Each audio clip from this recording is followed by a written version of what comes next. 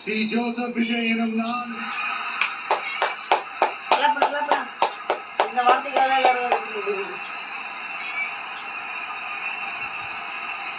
C Joseph Vijay என்னும் நான் சட்டப்படி அமைக்கப்பெற்ற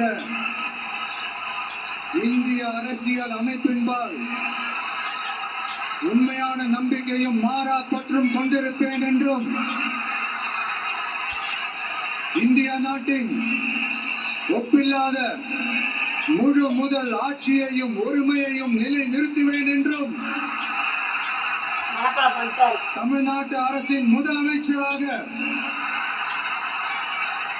உண்மையாகவும் உளச்சான்றின்படியும் என் கடமைகளை நிறைவேற்றுவேன் என்றும் அரசியல் அமைப்பிற்கும் சட்டத்திற்கும் இணங்க அச்சமும் ஒருதலை சார்பும் இன்றி விருப்பு வெறுப்பை விலக்கி